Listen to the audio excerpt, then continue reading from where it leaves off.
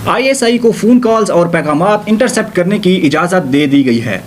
پاکستانی حکومت نے فوج کے خفیہ ادارے ISI کو فون کالز اور پیغامات انٹرسپٹ کرنے کی اجازت دے دی ہے۔ 8 جولائی کو جاری ہونے والے نوٹیفیکیشن کے مطابق وفاقی حکومت نے ISI کے افسران کو یہ اختیار پاکستان ٹیلی کمیونیکیشن ایکٹ 1996 کے سیکشن 54 کے تحت دیا ہے۔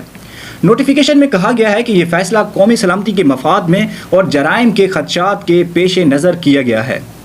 حکومت کا کہنا ہے کہ کال ریکارڈ کرنے یا سننے کے عمل کے لیے خفیہ ادارے کی جانب سے جو افسران نامزد کیے جائیں گے وہ 18 گریڈ سے کم نہیں ہوں گے۔ حکومت پاکستان کی جانب سے یہ فیصلہ ایک ایسے وقت میں سامنے آیا ہے جب اسلام آباد ہائی کورٹ میں سابق وزیر اعظم عمران خان کی اہلیہ بشرا بی بی کی جانب سے ان کے اپنے وکیل سے گفتگو افشا کیے جانے کا معاملہ زیر سماعت ہے۔